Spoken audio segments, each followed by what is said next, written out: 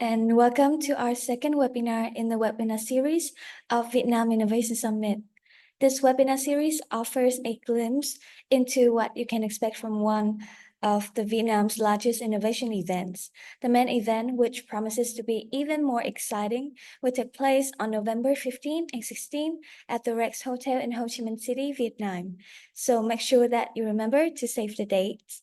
And now, without further ado, let's dive right into today's section, and it is my pleasure to introduce our esteemed speaker for today's webinar, Mr. Duy Nguyen, Senior Mechanical Engineer at NASA Jet Propulsion Laboratory. And a round of applause to welcome Mr. Duy Nguyen. Okay, thank you for the introduction. I'm glad to be here. Since as was introduced, I've been working at NASA JPL for 10 years, and I have extensive experience in a lot of manufacturing. And I hope that we can bring some of that new manufacturing technology to Vietnam, since a lot of these are one of the most cutting edge manufacturing technology right now in the world. So let's start it. I want to briefly introduce the concept of called additive manufacturing, or commonly known as 3D printing. So this is basically currently the hottest manufacturing technology in the world right now, and it's still basically being learned by professionals worldwide on what it is and how to use that. Basically, it is a manufacturing process in which the materials are joined together to make an object from a 3D model. So this is in contrast with the traditional manufacturing process that we are now known as subtractive manufacturing, that in which you start with a bigger block of material and you're cutting it into your final product. With additive manufacturing, you start up creating the exact product right from beginning by layers, by forming layers by layer on top of each other. For the additive manufacturing or 3D printing, there are basically three different categories that they are distinguished, that they can distinguish themselves.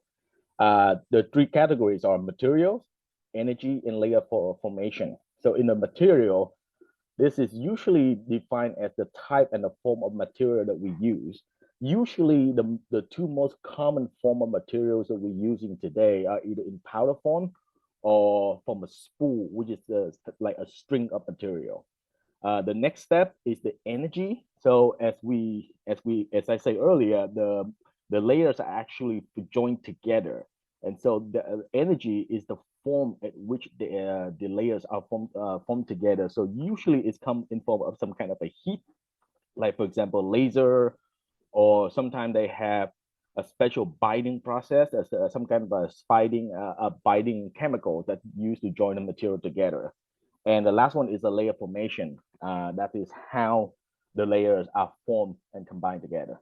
Using those three categories, so right now we basically have 7 types of 3D printing that are available on the market right now, and I will go over each individual one of them right now.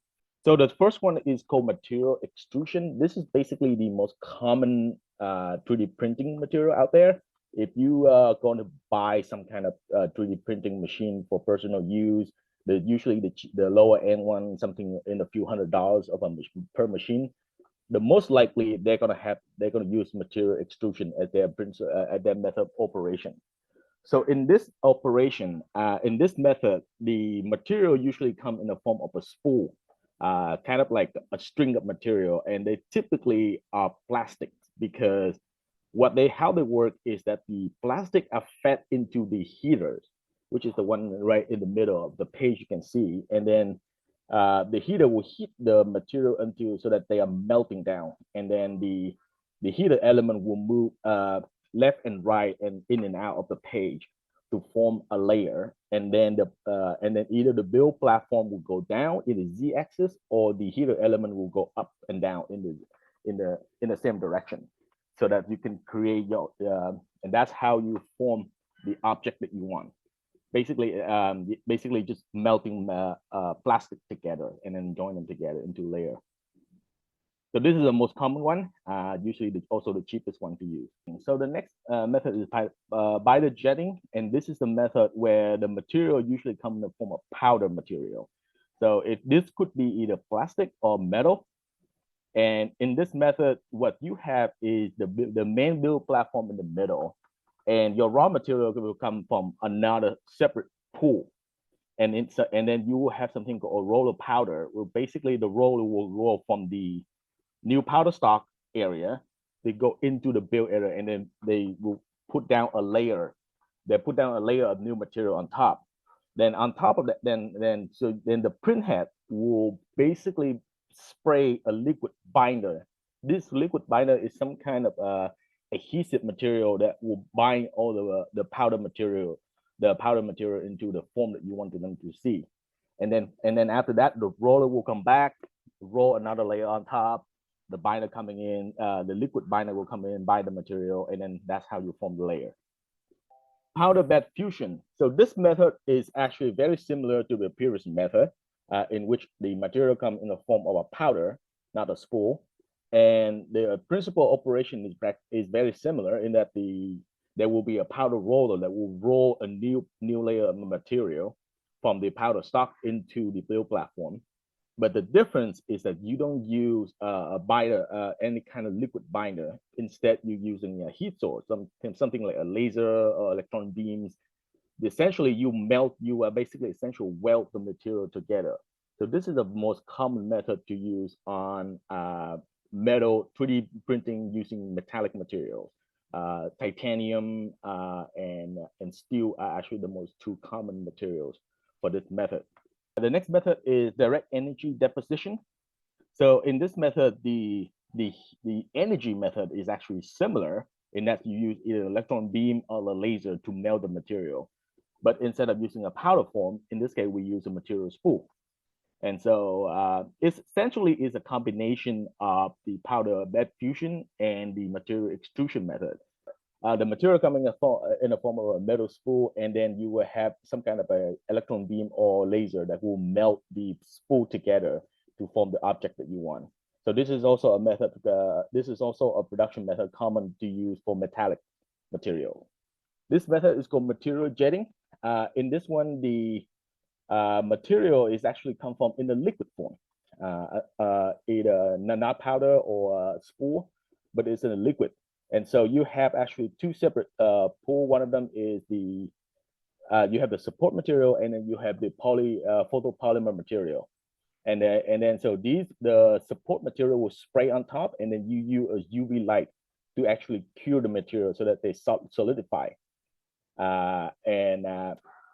So it's essentially kind of a material extrusion method, but with liquid material instead of a solid spool material.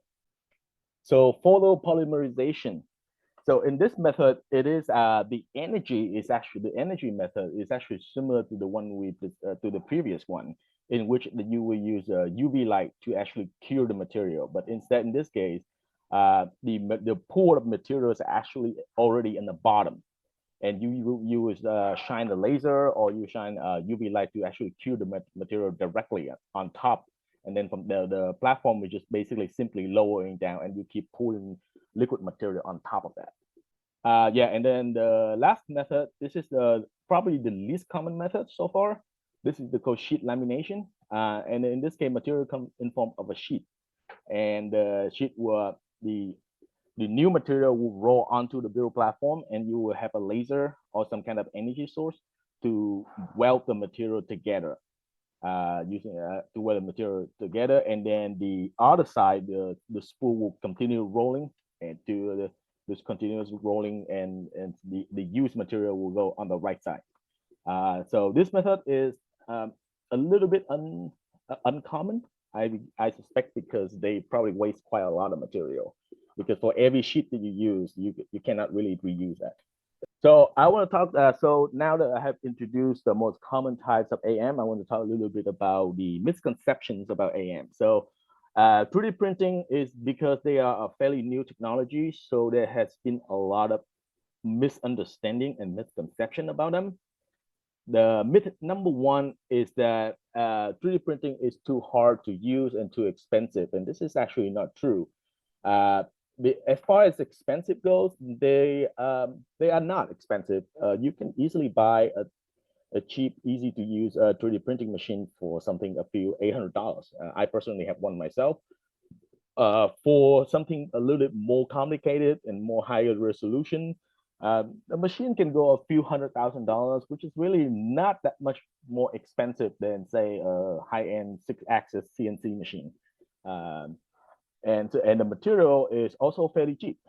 Some of the plastic material are absolutely extremely cheap. Metallic powder can be a little more expensive, but it's really not that much more expensive than buying raw stock material. Myth number 2 is that any part can be produced with AM, and AM will replace traditional manufacturing. And this is actually probably the bigger misconception out there, because AM can produce a lot of stuff, but they cannot replace everything. In fact, the future will be that 3D printing will work concurrently with the traditional manufacturing. For example, if you're going to produce a part, a metallic part using 3D printing, typically they will not have the same precision as traditional CNC cutting method. So you will 3D print a part first, and then you actually will bring them to the shop and then do the final finishing surfaces to achieve a surface smoothness or achieve the tolerance that you want it to be. And also, if you're going to build something with a traditional shape, like say a tube, a pipe, or anything that can be easily mass produced, anything like, then traditional manufacturing will continue to use. AM cannot replace that. Myth number 3 is that AM is a push button technology, i.e. it has a low labor requirement. This is the biggest misconception about 3D printing technology we have today. 3D printing is not a push button technology, because there are a lot of setup, there's a lot of work need to be done prior to for you to push the button. So this is actually, in a way, very similar to the CNC machining technology that we have right now. That means 70 to 80% of your work will be done in the setup. You need to, for 3D printing, you will need to figure out things like how much, what is the thickness of the layers you want, what is the print orientation, that actually is important in 3D printing, or how much support material you can use, what kind of support material you're going to use, all of that. So the amount of work that you're going to put in, especially in the setup phase, is actually no different from the traditional CNC machine. Now, of course, however, once you're done setting up, it's become a push button technology, but only for that one particular design. If you change the design, we have to do the setup again. So that we know a little bit about what AM is, I'm going to start talking about the applications of AM. And because this is just as important, knowing what it is knowing how to use it correctly.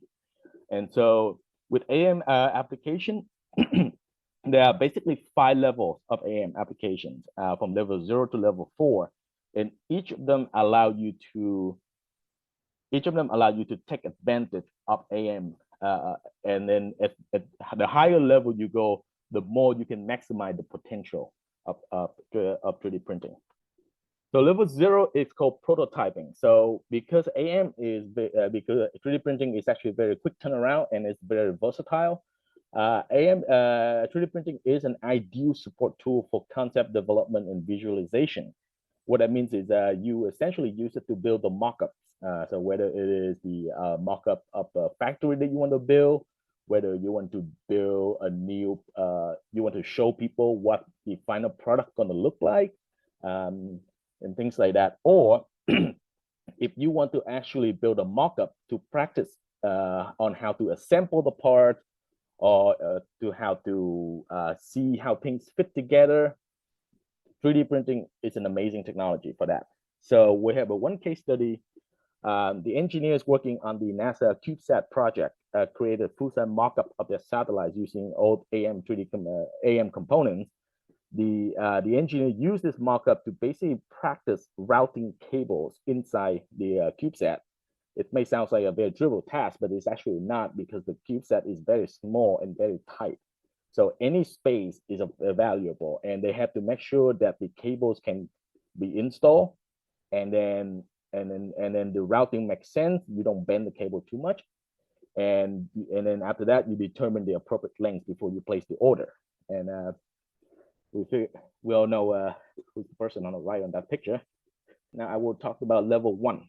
So the level 1 is when you actually use AM to create custom support equipment that will aid in the primary manufacturing process. So in this case, a traditional factory, you're still using your primary manufacturing process, whether it's welding, whether it is CNC machining or sheet metal, anything like that. But the using 3D printing allows you to create a lot of tool and primary and support equipment that are easy to make and fast turnaround, and can reduce a lot of cost and time, because normally in any factory they need to create these the custom support equipment anyways, and usually they take them a couple of weeks or even months to build up their production facility. With AM, you can do that a lot quicker in matter of days and for very little money. So in a case study here, when the new Audi GT car introduced, they need to create nearly 200 different tool, jigs, and fixtures, and they need them fast. So by using 3D printing technology, they have reduced the tool production cost by over 80%, while they deliver them to the workers in a matter of days instead of several weeks. And that is just the beginning. In the future, if the engineers or the technicians need to improve the tool, the fixtures, or they want to change something, they can change them really fast and quickly instead of having to wait for another week for the new tools are coming in. So definitely 3D printing have improved traditional manufacturing a lot. And then we go to level 2 application. So in the level 2 application, this is where you use 3D printing to replace the old parts very quickly, because one of the strengths of 3D printing is that you can do low volume manufacturing, custom made low volume manufacturing for really cheap and really quickly. So we have a case study here at Ashley Furniture. They have a vacuum retainer ring, which is the item you see on the right, for their drilling machine, and that ring was damaged. And they contacted the manufacturer of that machine, and they told them the only option is that they have to purchase the whole assembly again, because the manufacturer do not sell those replacement parts. The whole assembly cost them $700. And so instead, Ashley Furniture was able to take the part out, they scan them, and they put them on a 3D printing machine, and they print out the replacement part for probably less than $1. And then keep the drilling equipment running. And they probably take like half a day to get that part out. So so this is also works for when you have an old part or an old machine where the spare parts are no longer available and you want to keep that machine running. 3D printing can be a great help in this case. So far I've talked about from level 0 to level 2. They really are, 3D printing is really used mostly for supporting or replacing all parts, or really just kind of being in the background supporting the primary production method. The strength of 3D printing that's not the strength of 3D printing. The strength of 3D printing is that it allows you to create new design that was traditionally not available with the old manufacturing methods. So if we want to take absolute advantage of AM, we need to go to level 3 and level 4. In that, we design a component that was completely optimized for additive manufacturing. And that means that the engineers need to be aware of what is possible and what is not possible with additive manufacturing, and incorporate those ideas into the designing phase of a part. I'll give you an example right here. When NASA was building the Perseverance rover, they need to build a heat exchanger. So heat exchanger is basically what you think of that as the radiator in your car, or the radiator in the back of your refrigerator. But instead of them being a bunch of extra tubes like you see in your refrigerator, these need to be enclosed inside a machine part. So normally, traditionally, to manufacturing that, we have to build basically two separate parts and then combine them together and weld them together to create that. With 3D printing, you don't have to do that. With 3D printing, you can create one single part that has a bunch of enclosed internal channels. And then that's how, and then you basically, and then because of that, you reduce the number of parts into just one. The parts are a lot stronger. There's no failure because there's no weld line or anything like that, which is a huge money saver. And the product is actually superior to the old traditional method. And then at level 3, that's level 3. The final level is level 4. So level 4 is the expert design for AM. And then this is the level where you incorporate AM not just at the part level, but at the assembly level. This is where you combine multiple parts together into a single component, and you optimize the performance of that. This is called unitization. That means that with traditional methods, sometimes you have to create multiple parts to achieve a same function. With AM, you can combine so many parts together and make them and this allow the part to be cheaper to make. They're stronger because they have no weak point, and they also lighter as well. So the case study here is the famous SpaceX Raptor engine that used on their I believe that was the Falcon 9 rocket. So the Raptor engines that use AM to integrate so many former discrete components of their pipes and flow tubes, and which is you can see on the left from the Raptor 1 to Raptor 2 and Raptor 3. What you see is there's less and less number of pipes and tubes and all the cables running around, because those pipes and tubes are now integrated internally inside the engines in Raptor 3. And so obviously the biggest result of that is you have not only the parts are cheaper, but now the engine are also a lot lighter, and they also have higher thrust and efficiency, and they also a superior product because there's no weak points. There very little welding need to be done. The components are also stronger and less likely to be damaged due to vibration. So now that we know a little bit about what AM is and how they are being used, we can think about what its role in Vietnam. So specifically for Vietnam, AM can have the immediate effect right now if we provide them the short-term benefit of that is that it can provide the traditional factories that we currently have with support for large scale it can provide support to large scale manufacturers that we currently have right now, especially from level 0 to level 2 applications. So things like helping factories building a new jig for a very quick time turnaround, or having some old machine that needs replacement part that instead of waiting months or even the parts are not available, you can create new parts for it using 3D printing. And that does allow us to be more cost competitive, quick turnaround, and such. Now, however, for the long term impact of AM is that we need to is in the level 3 and level 4 application. Number one, it allows us to easy expansion of smaller, more specialized manufacturers, because 3D printing, because with traditional manufacturing, we tend to be highly specialized. So you can have a machine that you can have a shop that makes CNC machine. You have a shop that only do sheet metal. You have a shop that only do welding. And each of them are only specialized for a certain type of product. With 3D printing, you can have a few machines that can make a lot of different types of design, which allows for the manufacturer to be a lot smaller and more localized. And this is actually very important. One of the surprising facts that most people don't know is the aerospace industry in America actually relies a lot on small manufacturers.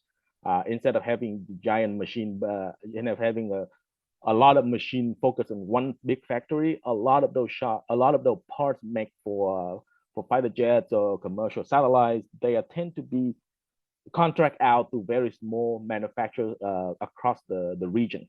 And this allows them to be a little more flexible in their planning.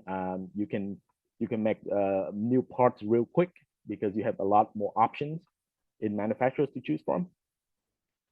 And the next, the most important impact, long-term impact of AM will be that we can provide manufacturing support for R&D firms so that they can produce high quality products of indigenous design. So this is probably the biggest issue with Vietnam manufacturing in general, is that so far we have been really focused on building parts of foreign design. So for example, Samsung can send us the design and we just we fabricate the parts for them. So obviously that's good, but we don't have, but the profit margin is very low because we are not the one who actually design the parts. We just provide them with the labor. If we want Vietnam manufacturing to take to the next level, we need to have a Vietnamese firms produce parts of indigenous design, and AM can provide absolutely valuable support in that case because it allows firms to test the products really quickly in a very quick time, and once the products are designed, tested, then they also provide support in manufacturing and allow the part to be high quality and competitive in price. And that is the end of my presentation. Thank you, Duy, for such an informative and enlightening section about additive manufacturing. And now we're coming to the Q&A section. So the first question that we received is that which type of AM is using at NASA? For NASA, we basically use everything because each of the types have their weakness and strengths. And it so basically depends on the application that you want to use. So the material extrusion is usually the cheapest one, and that pretty much is the universal application now. Almost every design, everywhere I see the machine, every building, we have basically one or two machines right now, and that's use of very rapid prototyping, testing the parts to see if it works or not. For the more serious stuff, then we will use things like powder bed fusion or direct energy deposition. Those are the more high-end stuff that we use typically for metal. They print better. Also, polymerization also is there because they can provide higher quality. But most of them are usually plastic stuff. For space flight, typically for actual flight part, we usually stick to metal. Thank you. We have another question in the chat box. Which type of AM can be used for daily good manufacturing? So technical devices, I assume you're talking about things like a mouse, a computer board. Yeah, so those things, I think that's still better off to stick with traditional manufacturing because a lot of them don't really change their shape. Their designs are kind of fixed, and we already have a lot of molding available for those. So I think those are still typically going to be still stuck with traditional manufacturing. What really the AM, so I know, for example, one AM application that I have heard of is people actually 3D printing shoes, your running shoes. And what the crazy thing about that is that it allows you to have hollow parts inside the shoes instead of just a one giant piece of plastic rubber material. You can 3D printing them and you have holes in them, allows your shoe to be just as strong, but like probably half the weight. So that's one thing I have heard of, that of 3D printing being used for daily, for commercial manufacturing. Thank you. Chini, I think it is expensive. Is it friendly to SME or startup? Oh yeah, no. 3D printing is actually very cheap. It's actually cheap and friendly to all the startup companies. Like I say, the material extrusion machines are typically only a few $100s a machine. Like I personally have one that cost me $800 at home. And so for a lot of small companies, startup, having a 3D printing in the office, it's basically almost like the 3D printing has become like an essential in the office, just like your regular 2D printer. And you can use them to create a prototype. You can use them to create like you can actually just create a product and bring them to the meeting to show everyone what this is going to look like. and they're easy to use. They're very cheap. So yes, I think they are very friendly to SME. So that's what I refer to as level 0 application. That's something that pretty much we can do right now. Or many firms and offices in Vietnam can easily procure one and then just print them and use them for. There's a lot of creative way you can use them. We have another question. Is it environmentally friendly compared to traditional manufacturing? Actually, it is. It is actually very environmental friendly simply because in the traditional manufacturing of subtractive manufacturing, you have to start with a bigger block of material and then you cut it down to the final product that you want to be. And it depends on the design, depending on the shape. Sometimes you're talking about up to 80% of products are going to waste. A lot of the chip metal, for example, if you want to make a like a titanium part, some of the design, you probably going to waste up to 80% of the part. And because you waste that much, that means you're going to spend a lot of time of energy to basically melting down those chips, the waste product back into an original, back to their useful form. With AM, that's not the case, because with AM, you only use what you need. You don't have that high percent of a waste in the product. And that is also why AM can be very cost competitive, because you don't waste that much product. Which is the most optimal type of AM? The optimal type of AM. I don't think there is such a thing as an optimal type.